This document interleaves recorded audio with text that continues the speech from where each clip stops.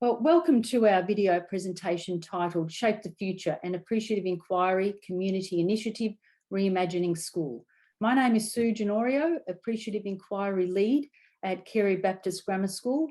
And today we're fortunate to have Jonathan Walter, the Principal at Kerry, to join us and share our learnings in an innovative application of appreciative inquiry to engage a whole school community, collecting the diverse voices and insights of the community that will inform the future direction of the school.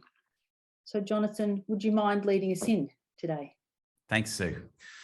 I'd just like to acknowledge that we're gathering here on the land of the Wurundjeri people of the Kulin Nation, and we acknowledge the elders past, present and emerging, and thank them for their stewardship of the land for the last 60,000 years. We have really enjoyed this opportunity to consult with our community and really come together into understanding what matters to them most as we look to the future for our school. And so this appreciative inquiry has been a fantastic exercise in us just being able to capture a variety of different voices from across our school. Thanks, Jonathan.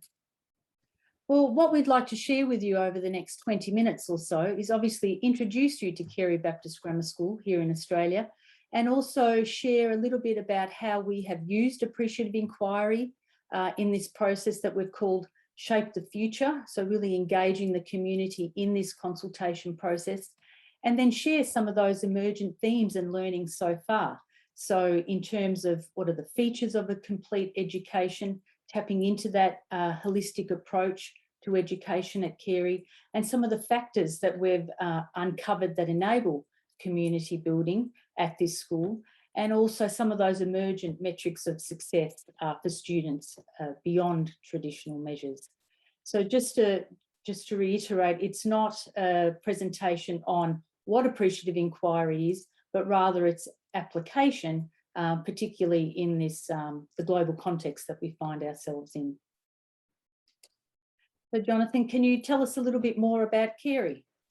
Yes, so we are a co-educational independent school of approximately 2,600 students in the inner suburb of Melbourne, Kew.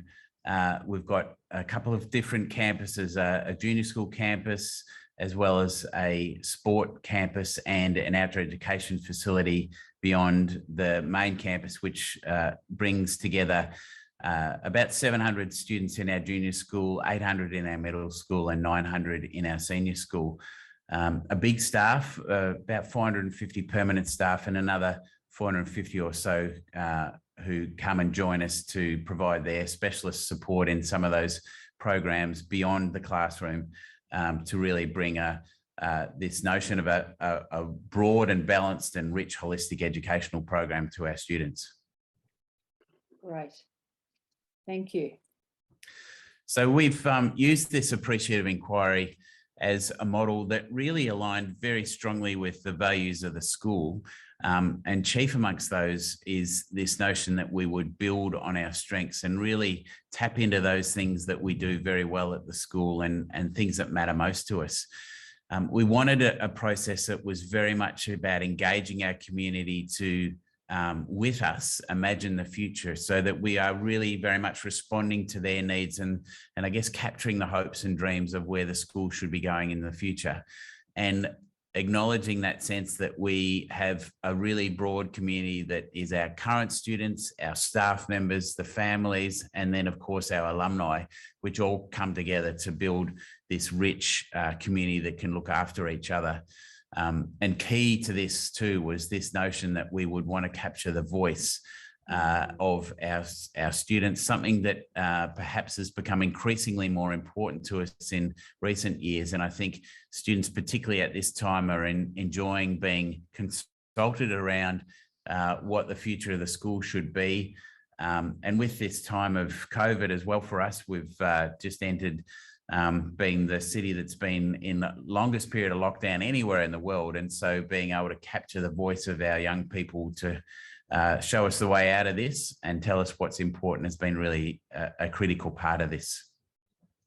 Thanks, Jonathan. And I might just add that we use the language of SOAR at Carey, so our strengths, opportunities, aspirations, results. So using that framework developed by Jackie Stavros, and she describes it well when she says that SOAR is the framework and appreciative inquiry is the operating system.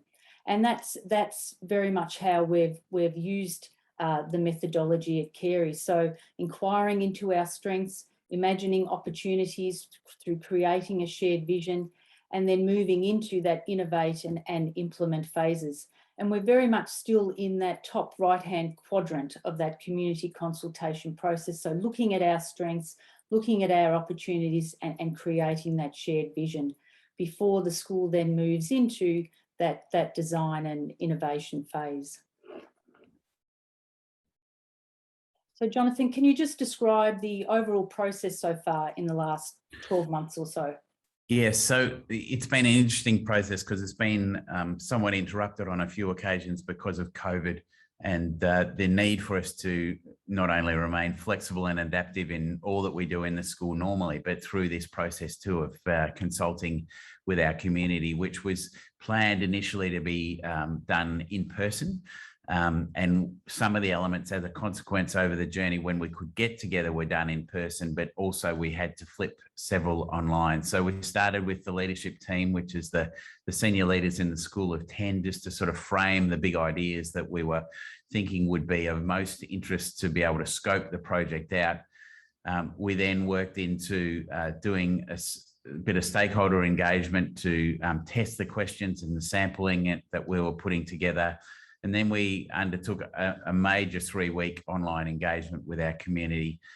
That was followed up with face-to-face sessions with the 450 staff on a couple of occasions. The first just to get their perspective, and then secondly to reflect on what our community had told us. And then following that, we did a series of deep dives in with smaller groups of people just to, I guess, examine what we'd heard and clarify that we had understood what was coming out of the data and to get a bit of a better sense from people as to what was mattering most and what were the major themes that were starting to emerge. All of that's then coming together to inform what is a strategic planning process that the leadership team will do in conjunction with the school board. And that is to happen over the next 3 months as we roll into next year. Great, thank you. And so you can see from that timeline that we adopted very much a hybrid approach to this community engagement through the school leadership staff, the broader school community, and also our senior school students. And we used a combination of engagements that we thought might work well for that stakeholder group. So we've used virtual interviews, face-to-face interviews, online engagements with the broader community, as well as interactive and engaging appreciative inquiry activities with the students, as well as tapping into some quantitative data in that process as well. But all of this process has been around our 2 key topics, our affirmative topics at Kerry. And these were the things that the school felt were important to grow and develop further at the school. And the first being our community, strong, connected and inclusive. And we asked a high point question. Now, what was the peak experience as a community member for you, drawing out those stories of connection? And then we introduced our second topic, a complete education, opportunities to thrive. So we asked the community a strengths question to bring out those stories of exceptional learning at Kerry. And also a fundamental appreciative inquiry question, which is the continuity question, to tap Kerry's greatest strengths. You know, what are the 3 best things about Kerry that we want to keep no matter how much we change in the future? And we know that this question is really, really important, particularly in the context that we find ourselves in these times of disruption and uncertainty, the importance of continuity. And then lastly, we asked the community to envision the future through a visioning question.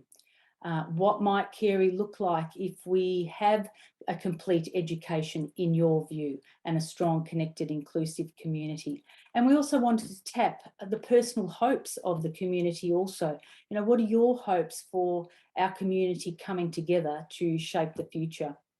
And so this online engagement, which is that navy blue sphere, was delivered over 3 weeks, and we received something like 450 full responses, which is the equivalent of about 285 members of the school community. So what did that process look like online? And here's just a couple of pages from the online platform. We used SurveyMonkey to create this platform simply because the school had used it in the past and were comfortable in using it for this activity. But that first page just shows the header that we created, introducing what Shape the Future was and what we would be asking the community to participate in each week. So week 1, our stories of connection. Week 2, Kerry's greatest strengths and that continuity question. And then week 3, the visioning question, what might the future look like?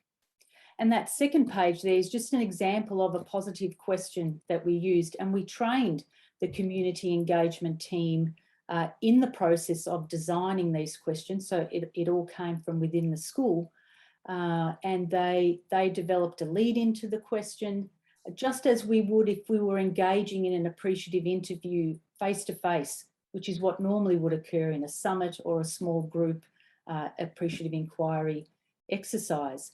So we created the lead into the question, and then we asked the question, now please describe an example that illustrates Kerry's strengths or skills in delivering a complete education, etc. And we certainly tested and piloted the questions as well as the online platform to make sure that they were clear, the instructions were clear, and we got a lot of good feedback around that, so we were able to sort of tweak the process. But what I probably would add to that is that what's really important is that we set up expectations around this online platform, because it's not your ordinary tick the box survey. In fact, people, I'm sure, were surprised when they came into this online platform, because we tried to emulate as much as possible an interview process, just as we would if we could have the whole community together in one room and engage in these appreciative interviews. So it was very much designed like a semi-structured interview. And so I wouldn't call it a survey, because it's certainly not a survey. The idea was to elicit stories and rich qualitative data. And we certainly got that. You know, we asked people, we tried to design it so it would only take about 20 minutes a week over the 3 weeks, and you know, people engage with it as much or as little as they wanted to. And a really important part of that online engagement was holding these community focus groups. So we held a series of focus groups with the community to dive deeper into some of those themes that were coming out from this online engagement. And this is just an illustration of a slide that we used in one of the virtual focus groups that we had to hold, because Victoria went into a snap lockdown at the time, but all the other focus groups were held face-to-face. And Jonathan was really keen to get the community on site and conversing around these strengths and opportunities that we had uncovered in this process, and also to ask what's missing. You know, what have we missed in this list of strengths and these list of opportunities and change ideas that had emerged from the community's stories. So Jonathan, can you just share a little bit more about some of the staff engagement, because we've had multiple engagements with the staff? Yeah, the first iteration was really to be able to capture the voice of the staff so that they could have the input around what mattered most to them in the education. And that was really a process of going through and unpacking our purpose as educators and what it was were the driving influences to setting up the sort of education that we would all be proud of. So that was really step one, which informed the big themes that we were wanting to hear from our staff. Secondly, the next session was a term later, following receiving a whole lot of data from our online engagement from our community, and that was a really good chance for the staff to hear firsthand what were the themes that were important to the community, and to make sense of that information, to come together over a day and unpack that and draw out some key ideas, and I guess start that process of sifting and prioritizing what mattered most to us, and what were the voices we were hearing from our community, and why it was that we thought that they were significant, and were there any surprises there for us in terms of new ideas emerging more strongly than we thought, and any disconnection between what we're hearing from ourselves as a staff and what we're hearing from the community. And then the third session was with the sort of senior 40 leaders of the school, who really went to that next level of distillation and deep dive to say, well, what have we heard from all the different facets now of the community? How are we going to make sense of this and start to group themes together to be able to have some big ideas emerge that are really going to be those guiding principles that will help us establish a strategic plan. We then did I guess a check point at this with the students, and over 2 engagements of a couple of hours each, brought 300 or so students into the room together and did what was in fact a very fun afternoon of activities, but at the heart of it was capturing their voice into what mattered for Kerry's future. So for each of them, this was a group of year 11s and a group of year 10 students, so 15 and 16-year-olds, really wanting to just find out for them what were the driving things that should be in an education for the future for them. And to be able to project forward into that 2025 period and say, well, in 4 or 5 years' time, what is it that might be the headline stories for our community? What are the stories that we should be able to tell? And that was a really powerful way to capture their voice. And indeed, the most useful sort of insights for me as the principal of the school, to be able to purport back to the rest of our staff and our parents to say, well, this is the voice of the students. This is what matters most to them. And they, in really nice, clear, succinct language, told us exactly where we had to go. The fact that mental health, well-being, the opportunity to have a broad and balanced education, to think about the environment, to think about the sort of Indigenous relationships that we have with our community here. All of those elements were really strongly held opinions from the students that we just have to incorporate into our program going forward.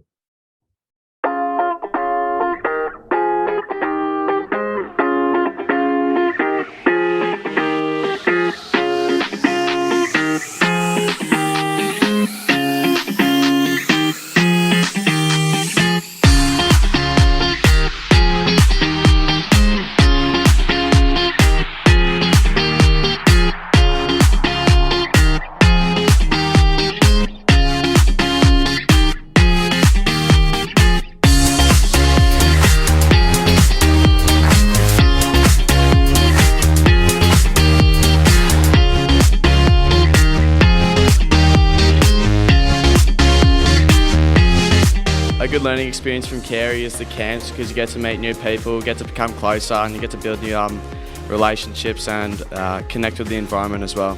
Some of the things our group said was camps and musical and APS sport, because they're fun and valuable experiences that you get to experience with your friends. Ours had a common theme in, the teachers caring for us in the safe environment that we have at Carey. A lot of co-curricular activities and a lot of subjects to choose from in your year 9, 8 and 10 years. We said sport because we think it has a really good sense of culture and our family within our team games. As a new student at Kerry, the house activities and sports days were really fun for me and helped me make lots of new friends and enjoy the community of Kerry. Our favourite experience was the tuna camp in Year 7, and we also loved the APS sport because the culture is amazing.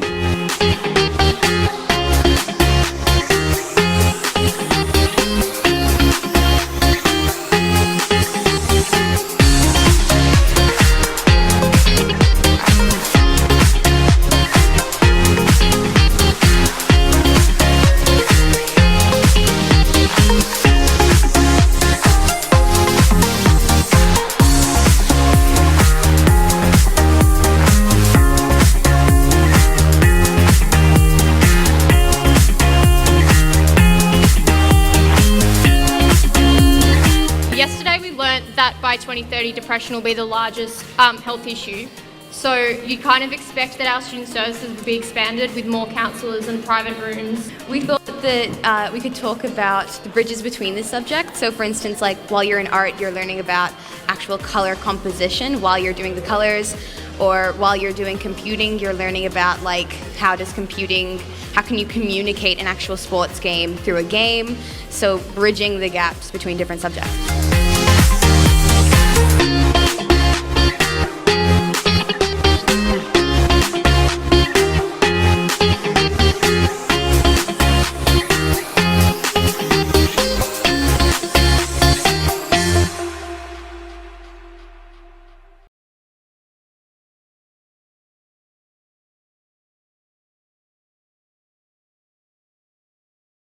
A really broad sort of range of different ideas that came out when we were trying to get a sense of what a complete education looked like. And it started with those foundational pieces for the school, which have been in place for 90 plus years now, around a Christian ethos and co-education, important pieces, but then moved into a recognition that community service and giving back was important, a focus on wellbeing, obviously you heard in those videos there as well.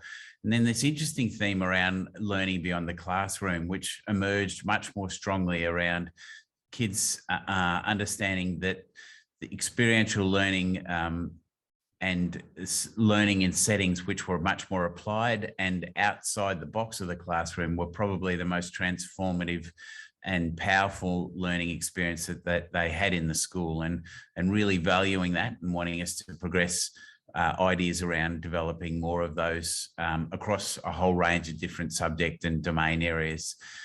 There's a valuing of the quality staff that we have at our school and the relationships that come there, a valuing of that sense of individuality so that every student can find a place to belong regardless of their skill set, and a growing one around voice and agency, and that really acknowledging that our students want to be having a voice in their futures and control to a larger extent than has been the case in the past over their own learning.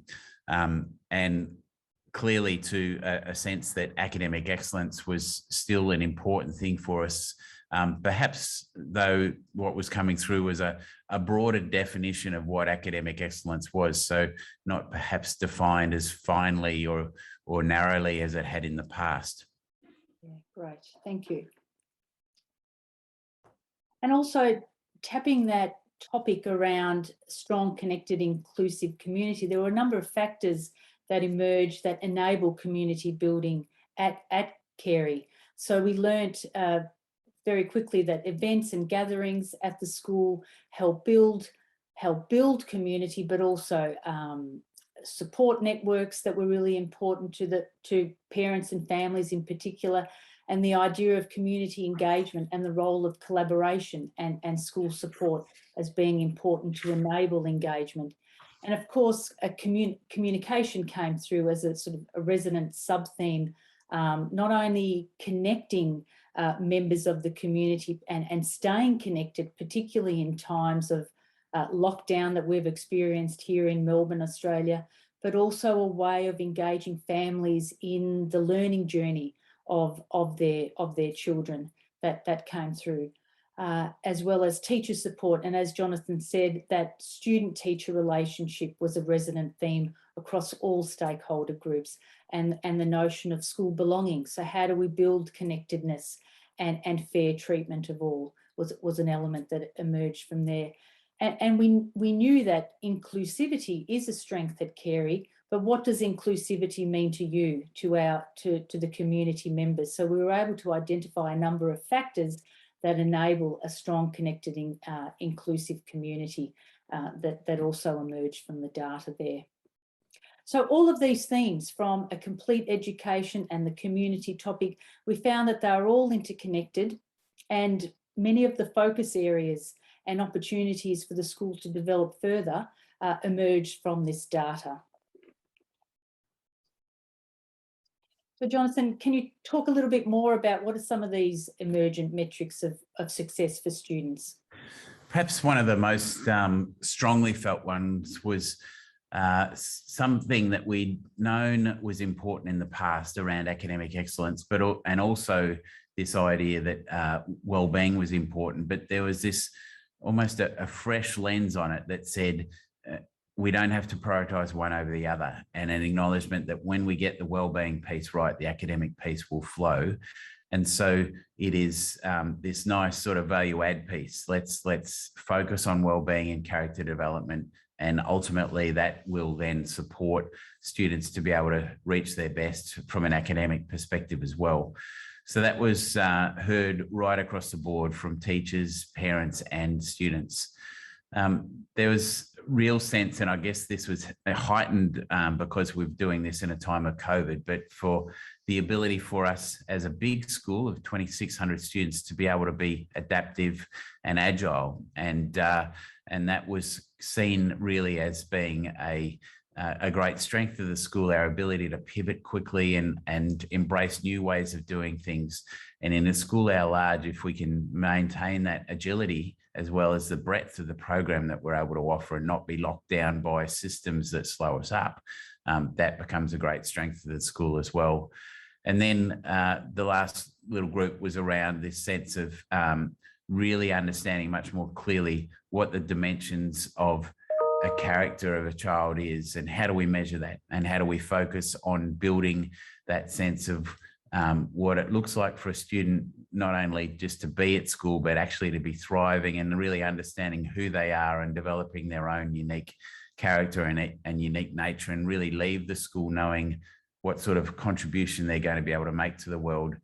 And with that too, a sense that all of our students are unique, and they come in with a different skill set, and they will start their learning journey at different points. And we need to honour that and work to grow every individual across all of their domains.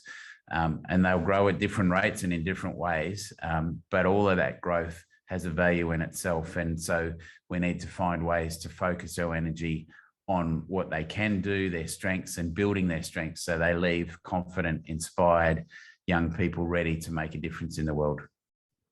Great, thank you. And so, I mean, in addition to those findings, our learning so far from an appreciative inquiry perspective was that, you know, we adopted this hybrid approach. We used different mediums for different stakeholder groups to engage them in the best way, simply because we couldn't get the whole system in the room. We couldn't do an appreciative inquiry summit to bring out those insights. And we also learned that you can collect appreciative or affirmative stories online very, very effectively. But we also found that face-to-face engagement is still important, and that's why we conducted those focus groups to start the dialogue and the conversation around what was emerging in these themes also. And as Jonathan said, that whole notion of voice and agency was a resonant theme, particularly from the students, and the way that appreciative inquiry also helps leadership become very visible in this process.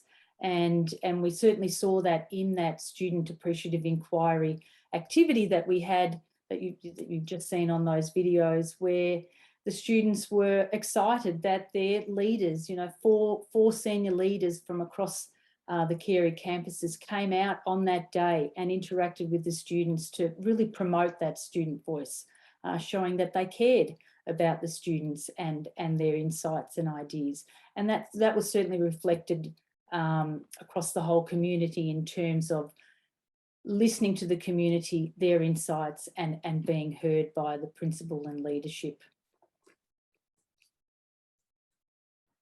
So we hope that we've inspired you in some way to, you know, really the role of and the adaptability of appreciative inquiry to engage a whole school community, and using different mediums for different stakeholder groups, but also importantly, how this process helps us to articulate what a holistic education might mean to a whole school community, and potentially, you know, how we define student success both today and in the future. So we encourage you to connect with us on email or LinkedIn, And we really appreciate you taking the time to listen to our story. Jonathan, would you like to? Thanks very much, everyone, for your attention, and hope it has been of some use to you. I'd just like to acknowledge the staff, students and leadership and parents and extended community of Kerry for all of their insights and stories. It's been a fabulous process for us to really share our collective understanding of the community and what we need going forward to prepare the best educational experiences for our children here in Australia. Thank you.